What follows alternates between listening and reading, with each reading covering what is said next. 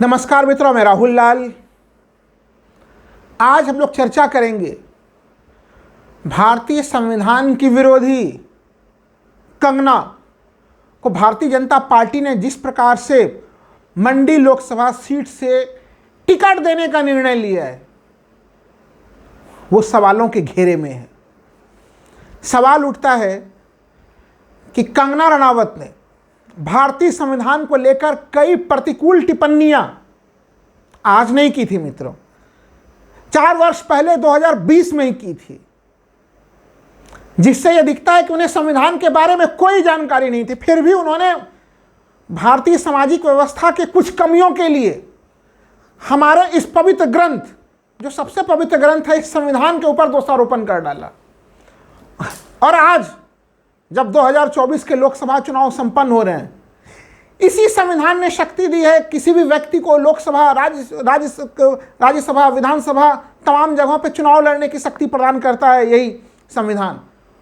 और कंगना एक तरफ तो इस संविधान का अनादर करती हैं, दूसरे तरफ इसी संविधान से शक्तियां लेकर लोकसभा चुनाव लड़ने जा रही हैं।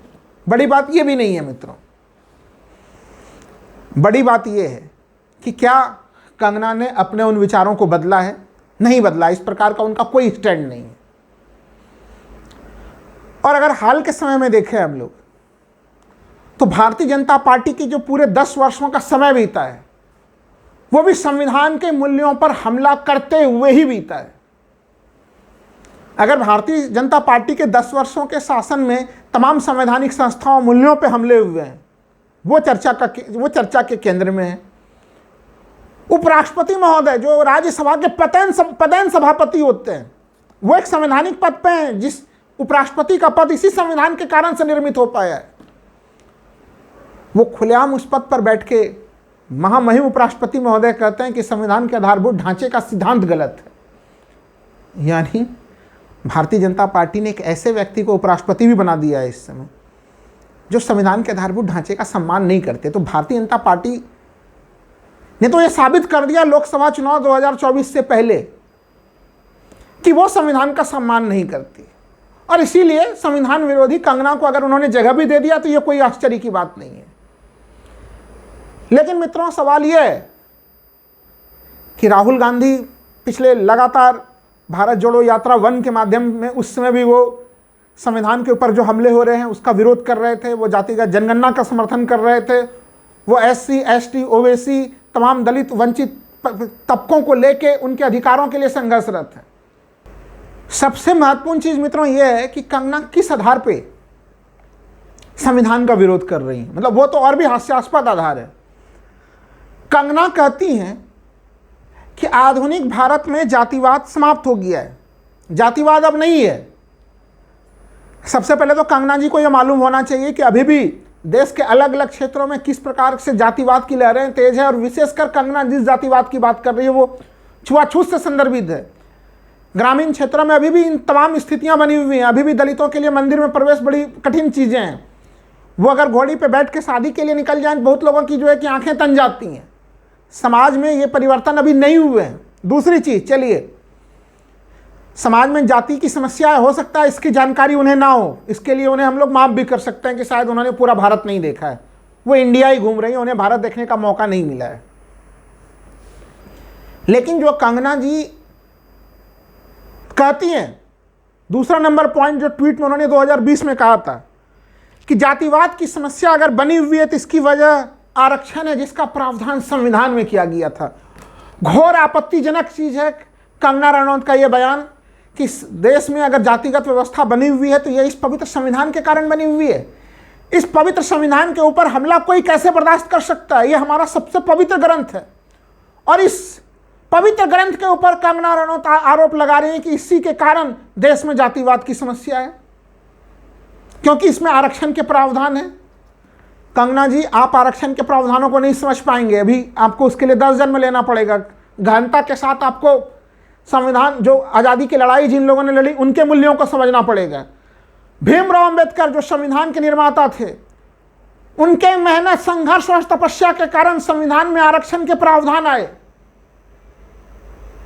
भारतीय संविधान कितना अनोखा और किस प्रकार का संविधान है, और इसके लिए कितना संघर्ष हमारे पूर्वजों ने किया है, तमाम लोगों ने किया है, वो कंगना जी आप नहीं समझ सकती। जब वो नहीं समझ सकते और इस संविधान से अगर आपका इतना ज़्यादा विरोध है, तो फिर आप मंडी लोकसभा सीट से आप इलेक्शन लड़ने के लिए क्यों तैयार हैं?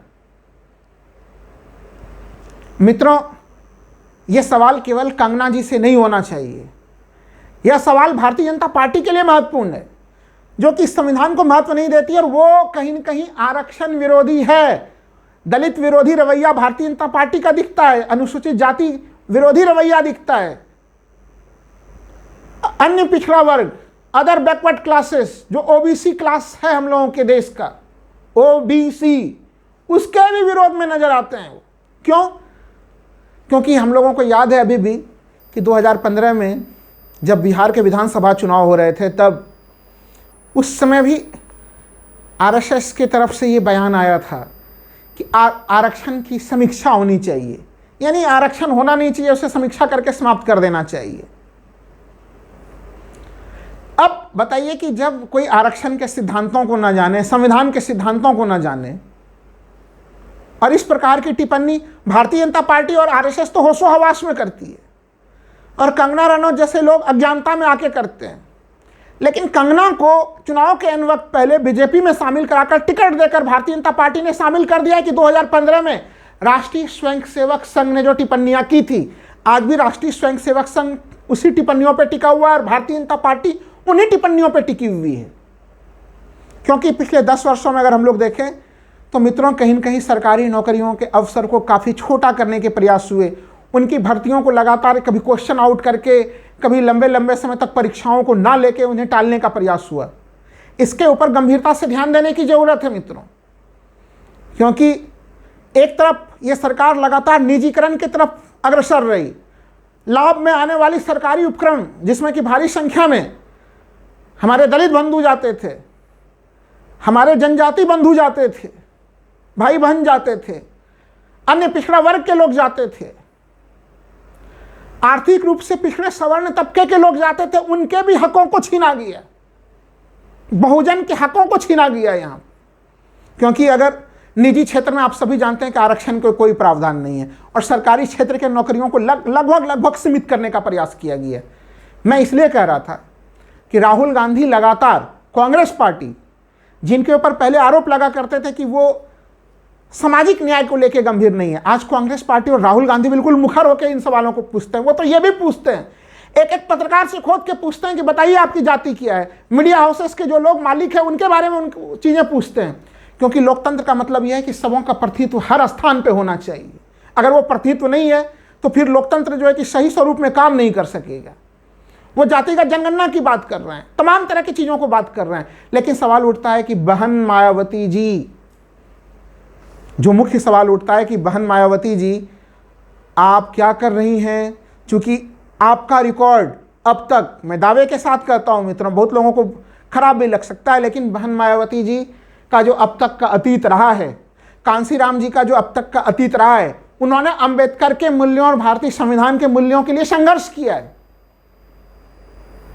लेकिन इस समय अगर भारतीय जनता पार्टी और कंगना के आरक्षण विरोधी तमाम जो प्रोपेगेंडा फैलाया जा रहा है, संविधान विरोधी जो प्रोपेगेंडा फैलाया जा रहा है, इस समय देश इंतजार कर रहा है बहन मायावती जी से कि वो खुल के भारतीय जनता पार्टी के संविधान विरोधी एजेंडे का विरोध करें, सामने में आए फ्रंट पे, क्योंकि उनका अतीत स्वर्णिम रहा है इन मामलों को लेके। मान्यवर कांसीराम जी का जो मिशन था उसको बहन मायावती जी ने मजबूती से आगे बढ़ाया, लेकिन हाल के समय में उनकी खामोशी से चिंता होती है, क्योंकि भारतीय लोकतंत्र इस समय कहीं न कहीं जब उसके समस्त संवैधानिक संस्थाओं पर हमले होते हैं तो चिंता होती है। जब हाईकोर्ट के कोई जज, सिटिंग जज, आज तक जो है कि वो लगातार तमाम फैसले जो है कि भारतीय जनता पार्टी के पक्ष में देते हैं, तृणमूल कांग्रेस के सभी फैसलों में आलोचना करते हैं, और अगले दिन वो भारतीय जनता पार्टी ज्वाइन कर लेते हैं, तो फिर समझ में आता है कि देखिए संवैधानिक संस्थाओं के साथ संकट कितने गहरे हैं। संकट केवल ये नहीं है कि ईडी, इनकम टैक्स और सीबीआई का दुरुपयोग किया जा रहा है, संकट यह है कि संविधान के मूलभूत सिद्धांतों का विरोध हो रहा है। बीजेपी कर रही है अपने ढंग से, हालांकि उसको कई बार वो बोल के ढकने का भी प्रयास करती है, लेकिन कंगना रनौत जैसे लोगों को लाके जो खुल्लम खुल्ला संविधान विरोधी बयान देती हैं, आरक्षण विरोधी बयान देती हैं, ऐसे लोगों को जब भारतीय जनता पार्टी सीधे टिकट देती है तो भारतीय जनता पार्टी को कोई शर्म महसूस नहीं होती है, क्योंकि भारतीय जनता पार्टी अपने मूल रूप को कहीं न कहीं सहज रूप में देश के समक्ष 2024 लोकसभा चुनाव के सामने में रख दे रही। कांग्रेस ने इस पूरे मामले के ऊपर, जब से बीजेपी जो है वह संविधान का विरोध कर रही है, बीजेपी कहीं न कहीं आरक्षण की नीतियों का विरोध कर रही है, कांग्रेस खुल्लम खुल्ला राहुल गांधी विरोध कर रहे हैं। समय आ चुका है कि बहन मायावती सरीखे वरिष्ठ दलित नेता, मैं केवल दलित नेता भी नहीं मानता हूं, जो कि वो पूरा का पूरा जो अंबेडकर मिशन को चलाने वाली हैं, वो भी फ्रंट फुट पे आए और आके खुल्लम खुल्ला विरोध करें। मैं नहीं कह रहा वो कंगना का ही विरोध करें, कम से कम भारतीय जनता पार्टी का खुल के विरोध करें, क्योंकि यह एक ऐतिहासिक और निर्णायक क्षण है इस समय देश का। जो लोग संविधान को समझते नहीं है मित्रों, हमारे संविधान में संरचनात्मक विभेदीकरण यानी संरक्षण के साथ विभेदीकरण की व्यवस्था है। हमारा यह संविधान कितना गौरवमयी है आपको दिख जाएगा। अब 14 अप्रैल आने वाला है, परम पूज्य संविधान निर्माता अंबेडकर जी की जयंती 14 अप्रैल को आने वाली है, और उस दिन बहुत सारे लोग दिखेंगे जो घड़ियाली रूप से जाएंगे और वहां पे फूल माला का अर्पण करेंगे, जिनके मुख में तो अंबेडकर जी का नाम होगा, लेकिन जिनके दिल में संविधान विरोध के मूल्य होंगे। पहचानने की सख्त जरूरत होगी 14 अप्रैल अंबेडकर जयंती के दिन कि कौन कौन लोग हैं जो सत्ता में बैठे हुए हैं और हमारे संविधान के मूलभूत जो उसकी आत्मा है उसके हनन कर रहे हैं खुलेआम। लेकिन उस दिन वोट के चाशनी के लिए, वोट लेने के लिए, लोगों को बेवकूफ़ बनाने के लिए वो अंबेडकर के मूर्ति के पास पहुंच जाएंगे। मैं खुलेआम कर रहा हूं, आपको दिखेंगे भारतीय जनता पार्टी के कई वरिष्ठ नेता आपको दिखेंगे, वो कंगना का विरोध नहीं कर रहे, कंगना को खुलेआम टिकट दे रहे हैं, लेकिन 14 अप्रैल को जाके पुष्पांजलि जरूर अर्पित करेंगे वो।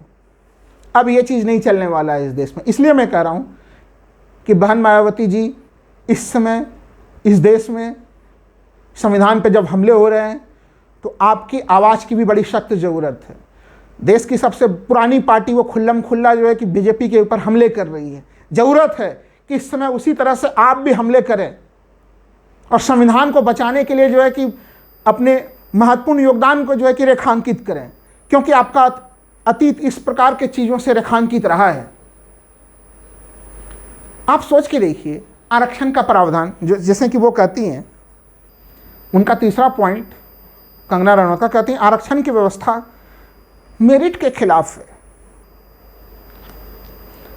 आरक्षण जो है वो बार बार आरक्षण के ऊपर हमला कर रही हैं। हम लोगों को समझना पड़ेगा एक चीज़, हमारा ये जो अद्भुत संविधान है जिसने कि एक साथ न जाति देखा, न धर्म देखा, न कोई चीज़ देखी, एक साथ हमारे यहाँ पे सबों को 1947 में देश आज़ाद होता है और 26 जनवरी 1950 से जब देश में हमारा संविधान लागू होता है और 1951-52 में जब प्रथम देश के लोकसभा के चुनाव संपन्न होते हैं, कोई मतभेद नहीं किया गया। दुनिया के बड़े बड़े दूसरे देशों के संविधान को देख लीजिए मित्रों, बड़े बड़े देश कहलाते हैं तथाकथित, वहाँ महिला अधिकारों के लिए संघर्ष करने वालों को महिला मताधिकार के लिए लंबे संघर्ष से गुजरना पड़ा। भारत में सबों को एक साथ जो है कि वो अधिकार प्राप्त हुए। हमारा संविधान कोई इक्वलिटी का विरोध नहीं करता है। जो लोग ये समझते हैं, कंगना सरीखे लोग जो बोल रहे हैं कि कहीं न कहीं आरक्षण जो है वो हमारे मेरिट के विरुद्ध जा रहा है, वो हमारे समाज में जातिवाद को बढ़ा दे रहा है, जरा मैं उन्हें बता दूं कि जब घर में 2 बच्चे होते हैं और एक बच्चा अगर थोड़े कमज़ोर होता है, मान लीजिए कि वो दिव्यांग है, तो माँ बाप उसके ऊपर बहुत विशेष ध्यान देते हैं। इसका मतलब ये नहीं है कि जो बच्चा सही है माँ बाप उसके ऊपर ध्यान नहीं दे रहे हैं, लेकिन एक को स्पेशल केयर की ज़रूरत है और उसके लिए अगर स्पेशल केयर की ज़रूरत है तो वो स्पेशल केयर करना पड़ता है। वही स्थिति है कि जब कुछ समूहों के साथ, देश में कुछ वर्गों के साथ अगर हजारों हजार वर्षों से उनके साथ अन्याय की स्थिति बनी है, तो इक्वलिटी की स्थिति लाने के लिए हमारे संविधान निर्माताओं ने आरक्षण के प्रावधान किए।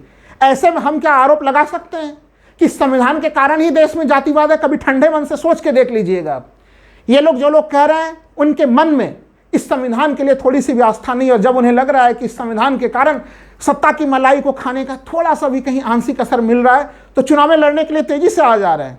इस संविधान के आरक्षण की व्यवस्था की आलोचना कर रहे हैं और इसी संविधान ने जो आपको सत्ता के मलाई में आने के मौके मिलते हैं, तो फिर वो उस मलाई को आप छोड़ना नहीं चाहते हैं। ये चीज़ें नहीं चलेंगी। यह देश संविधान के साथ है, इसके प्रत्येक मूल्यों के साथ है। जब भारतीय जनता पार्टी कहती है कि हम 400 पार सीटें हमें चाहिए और खुद भारतीय जनता पार्टी के एक नेता स्पष्ट कर देते हैं कि उन्हें 400 पार सीटें क्यों चाहिए। वो खुल के बोलते हैं कि संविधान में खूब संशोधन करते हैं, 2/3 से ज़्यादा बहुमत होगा, तमाम संशोधन करते रहेंगे। और ये सरकारें, जब भी बीजेपी की सरकार आई है, इस प्रकार के प्रयास होते हुए रहे हैं। संविधान की गलत ढंग से व्याख्या करने का भरपूर और पुरजोर प्रयास हुआ है। ऐसे में बीजेपी से तमाम लोगों को यह सवाल पूछना चाहिए कि आप सबसे पहले अपने आप में संविधान विरोधी रवैया को कब रोकिएगा? आपका खुद का जो आरक्षण विरोधी रवैया है उसको उस ऊपर आप कब लगाम लगाएंगे? और सबसे बड़ी बात, जब कंगना रनौत ने कोई माफ़ी नहीं मांगी है अपने संविधान के ऊपर, जब इतने बड़े आरोप लगा दिए कि संविधान के कारण जातिवाद है। कंगना जी, संविधान के कारण समाज में जातिवाद नहीं है, बल्कि इस पवित्र संविधान का उद्देश्य यह है कि जातिवाद के कारण, हजारों वर्षों के जातिवाद के कारण जो गहरी विषमता समाज में उत्पन्न हुई, जो इक्वलिटी उत्पन्न हुई, उसके ऊपर चोट करने के लिए यह संविधान है, जिसने इक्वलिटी के लिए एक बड़ा सा मार्ग, इक्वल प्लेटफॉर्म सबों को प्रदान किया। धन्यवाद मित्रों।